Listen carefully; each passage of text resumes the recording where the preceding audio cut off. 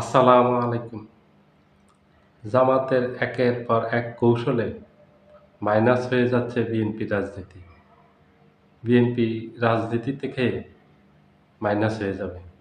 জামাত এমন পরিকল্পনা নিয়ে রাজনীতিতে এগোচ্ছে যে বিএনপি রাজনীতি আগামীতে থাকবেই না। আওয়ামী লীগের মতো নাই হয়ে যেতে পারে। এটা অবাক হওয়ার কিছু নয়। এটা আমি বাড়াবাড়ি কোনো কথা বলিনি। এটা দেখেন ২৪-এর ৫ই আগস্টের পর থেকে ধীরে, ধীরে বিএনপি কিন্তু অনেক মাইনাস হয়ে গেছে। যেভাবে ২৪-এর ৫ই আগস্টের পর যে জনপ্রিয়তা ছিল বিএনপির, বিএনপি ২৮০ আসন পাবে নাকি ২৯০ আসন পাবে, এটা নিয়ে রাজনীতিবিদ, রাজনৈতিক বিশ্লেষক যারা আছেন, রাষ্ট্রবিজ্ঞানী যারা আছেন, বুদ্ধিজীবী যারা আছেন, সাধারণ জনগণ আছেন, সবাই এটা নিয়ে তখন বলাবলি করতো এবং এটা নিয়ে সবচাইতে বেশি আলোচনা ছিল তখন। এই ২৪-এর ৫ই আগস্টের পর যে বিএনপি ২৮০ আসন পাবে নাকি ২৯০ আসন পাবে। কেউ বলতো ২৮০, কেউ বলতো ২৯০। সেই পরিস্থিতি কিন্তু বর্তমানে নেই। বর্তমানে আপনারা জানেন বিএনপির অবস্থা খুবই খারাপ। বিএনপির জনপ্রিয়তায় চরম ধস নেমেছে। বিশাল ধস নেমেছে বিএনপির জনপ্রিয়তায়। এটা হলো জামাতের কৌশলের কাছে বিএনপি হেরে গেছে। বিএনপি একেক কৌশলে হেরে বিএনপির মাইনাস হয়ে যাচ্ছে। বিএনপির জনপ্রিয়তা মাইনাস হয়ে যাচ্ছে। বিএনপির কৌশলগুলি পরাজিত হচ্ছে একের পর এক। জামাতের কাছে ধরা খাচ্ছে। জামায়াতের কাছে ফেইল করতেছে একেক এক কৌশল। আর রাজনীতি থেকে বিএনপি মাইনাস হয়ে যাচ্ছে। এই যে জনপ্রিয়তা প্রথম ধসটা নামলো এখানে। প্রমাণিত হলো কখন? প্রথম বিএনপির যে জনপ্রিয়তা এত ধস নামছে বিএনপি এটা বুঝতে পারছে। এটা কিন্তু জামাত আগেই বুঝছে বিএনপির জনপ্রিয়তায় ধস নামছে। প্রথম জামায়াতের কাছে প্রথম ধারা খায় বিএনপি হলো ঢাকা বিশ্ববিদ্যালয়ের নির্বাচনে, ডাকসু নির্বাচনে। বিএনপি তো ভাবছে যে একবার চোখ বন্ধ করে ঢাকা বিশ্ববিদ্যালয়ে ভূমিধস বিজয় পাবে। কিন্তু যে ফলাফল হয়েছে এটা বিএনপি কোনোদিন কল্পনা করে নাই। এটা বিএনপি কেন সারা দেশের কেউই কল্পনা করে নাই। উল্টো হয়েছে ফল যে ভূমিধস পরাজয় হয়েছে আর শিবিরের ভূমিধস বিজয় হয়েছে। জামাতের কৌশলের কাছে সেখানে হেরে গেল। হেরে গিয়ে চট্টগ্রাম বিশ্ববিদ্যালয়ে গেল। সেখানেও একই ফল হলো। ভূমিধস বিজয় পেয়েছে ছাত্র শিবির। ছাত্রদল শুধু একটা পদ পেয়েছে চট্টগ্রাম বিশ্ববিদ্যালয় এজিএস পদটা। এই ৪টা বিশ্ববিদ্যালয়ে যে নির্বাচন হয়েছে ঢাকা বিশ্ববিদ্যালয়, চট্টগ্রাম বিশ্ববিদ্যালয়, রাজশাহী বিশ্ববিদ্যালয় এবং জাহাঙ্গীরনগর বিশ্ববিদ্যালয়। এই ৪টা বিশ্ববিদ্যালয় নির্বাচনে সবচাইতে বড় একটা পোস্ট পেয়েছে চট্টগ্রাম বিশ্ববিদ্যালয়ে ছাত্রদলের একটা ছেলে এজিএস হয়েছে। এছাড়া আর সবগুলিতে এক্কেবারে গোহারা হেরেছে। এটা বিএনপি কখনো কল্পনা করে নাই। এবং বিএনপি পন্থী যেসব বুদ্ধিজীবী আছে তারা কখনো কল্পনা করে নাই। তো এইভাবে গোহারা হারবে জামাতের কাছে, শিবিরের কাছে এটা কল্পনার বাহিরে ছিল। কিন্তু এটাই সত্যি। বিএনপি রাজনৈতিক কৌশলে জামাতের কাছে পারেনি। বিএনপি সেখানে বড় এক ধারা খেল। সেখানে পুরো বাংলাদেশের রাজনীতিতে, বিএনপি রাজনীতিতে এটা প্রভাব পড়ল। সেখানেও মাইনাস হয়ে গেল বিএনপি। একের পর এক কৌশলে মাইনাস হতেই থাকলো। সর্বশেষ ঢাকা ৯ আসন যেটার থেকে বিএনপির হামিদুর রহমানকে নমিনেশন দিয়েছে নির্বাহী কমিটির সদস্য, সেই আসনটা দীর্ঘ সময় খালি রেখেছে, ঘোষণা করেননি কিন্তু সেটাতে। গতকালকে যে ৩৭ আসন ঘোষণা করছে সেখানে ঘোষণা করছে।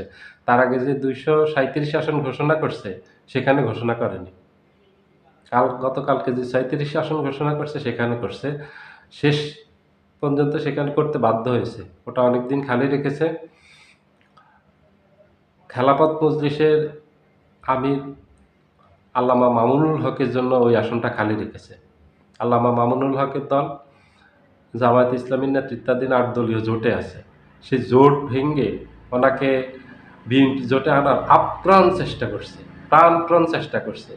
এই জন্য বিএনপি ওই আসনটা খালি রেখেছে, ঢাকা ৯ আসন মামুনুল হকের জন্য। উনি আসেননি। শেষ চেষ্টা করে দেখছেন যে উনি আসবেন না, তখন বাধ্য হয়ে গতকালকে হামিদুর রহমানের নাম ঘোষণা করছে সেখান থেকে। রাজনীতিতে এইভাবে যদি মাইনাস হতে থাকে, একেক পলিসি যদি মার খেতে থাকে প্রতিপক্ষের কাছে, তাহলে সেই দলের রাজনীতি করা খুবই কঠিন। রাজনীতির মাঠে টিকে থাকাটাই কঠিন। একসময় বিএনপির রাজনীতি নাই হয়ে যাবে, মাইনাস হতে হতে এমন হতে পারে।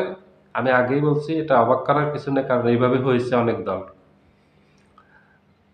ব্যর্থতার কারণে হয়েছে, রাজনৈতিক ভুলের কারণে হয়েছে। বিএনপির অনেক ভুল আছে রাজনৈতিক, অনেক সিদ্ধান্ত নিয়েছে আত্মঘাতী। ৫ই আগস্টের পরও অনেক সিদ্ধান্ত নিয়েছে আত্মঘাতী, অনেক বড় বড় ভুল সিদ্ধান্ত নিয়েছে ৫ই আগস্টের পর। প্রথমেই বললাম যে বিএনপি ২০০ আসন না ২৮০ আসন পাবে নাকি ২৯০ আসন পাবে আগামী নির্বাচনে, সেটাই ছিল আলোচনায়। বর্তমানে বিএনপি ১০০ আসন পাবে কিনা তা নিয়ে সন্দেহ আছে। আমি এটা কোনো বাড়াবাড়ি বলিনি, আমি একদম সম্পূর্ণ নিরপেক্ষভাবে এই কথাটা ভেবে চিন্তে বলতেছি। আপনারাও ভেবে দেখবেন বর্তমানে মাঠে রাজনীতির যে অবস্থা, জনগণের যে মানসিকতা, আগামী নির্বাচনে কাকে ভোট দিবে আপনারাও একটু যাচাই বাছাই করে নেবেন।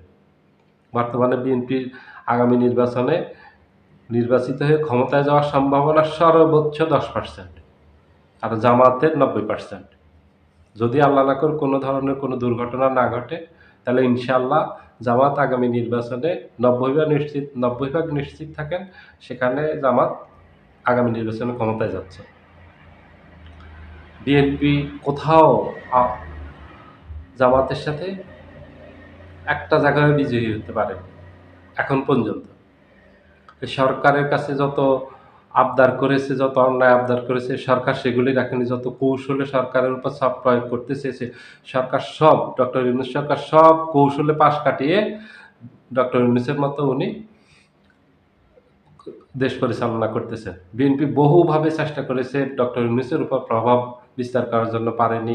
জামায়াতের উপর বিভিন্নভাবে বিভিন্ন সময়ে প্রভাব বিস্তার করার চেষ্টা করছে, জামাত এগুলি পাত্তাই দেয়নি। এবং বিভিন্ন দলের উপর অনেকভাবে প্রভাব ফেলার চেষ্টা করছে, প্রভাব খাটানোর চেষ্টা করছে, কারো কাছে পাত্তা পায়নি। এমনকি গণ অধিকারের নূর ও নিশ্চিত না বিএনপির সাথে যে জোটে যাবে, কারণ গণ অধিকারের সাথেও জামাতের আলোচনা চলতেছে, এখনো ফাইনাল হয়নি। আসতে পারে, আবার নাও আসতে পারে, তবে একটা সম্ভাবনা আছে, আলোচনা চলতেছে। এবং যদি গণ অধিকার যদি জামাতের সাথে নাও আসে, এনসিপি, এবি পার্টি সহ যে গণ অধিকার সহ আরেকটা জোট বিকল্প, তৃতীয় জোট হতে যাচ্ছে, সেটাও বিএনপির পরাজয়ের কারণে হচ্ছে। সেখানেও বিএনপি মাইনাস হবে, অনেক বড় একটা ধরা খাবে বিএনপি আগামী নির্বাচনে। বিএনপির ভোট কমতে থাকবে, বিএনপি আগামী নির্বাচনে একা নির্বাচন করতে হতে পারে।